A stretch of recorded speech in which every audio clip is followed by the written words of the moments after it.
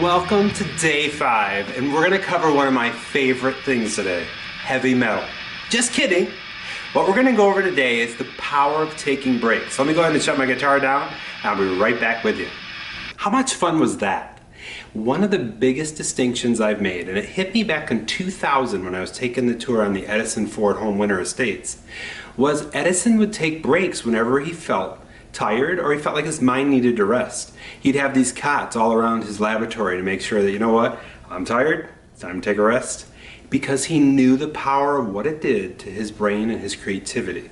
And I have to tell you that taking breaks, and what I do, as you just saw, is I'll spend some time, I'll come out, if I'm working from my home office, I'll come out and I'll just go through and play a couple scales or something like that. But it's the power of taking breaks, 3 to 5 minute, maybe 10-minute breaks every 90 minutes or so, that really changes the game for how you proceed through your day. What I found over time, especially before I got into the mastery work that I'm into now, was that I'd get to a point where my brain was just taxed and I would still try to plow through, especially when I was programming back in the 90s. And if I only knew then what I know now, taking that break was so crucial to me making the shift in my mind to sort of pull myself out of the situation and bring myself back into it towards higher levels of production and producing and all those kind of things. It's how I work today. So many people come to me and go, Charlie, how do you get so much done in a day? It's because I consciously put in about every 90 minutes to 2 hours a 5 to 10 minute break where I just totally unplug from what I'm doing, and I come out. If I'm working from the home office, like I said, I'll play my guitar or I'll go for a walk and just take a break. Give your mind a rest. So what I found when I studied high performance was this: the human mind can only work for so long before it needs to take a break. And it's usually around 90-minute mark for most people. Sometimes people, it's a 60-minute mark. Sometimes it's 2 hours. But you really need to just take a little bit of a break. At my company Internet Services Group, I tell all of my internet marketing directors, you know what, about every 2 hours, go walk around our beautiful office complex. Luckily we live in Florida, so that's easy to do year-round. But the reality of it is it really helps them creatively get that energy back and jump back into their work with a whole level of perspective that they wouldn't have otherwise had. It also lends to being more productive.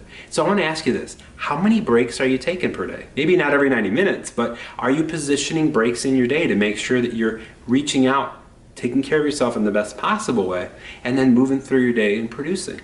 As we get through the rest of the 10-day challenge, you'll see that we get into some ideas of productivity and how to plan our day and that kind of stuff. I think you'll really enjoy that. So there's 3 distinctions I'd like to make for you right now, kind of summing up everything we've talked about. The first is assuring that you are positioning breaks in. Just give it a try and see how it works for you.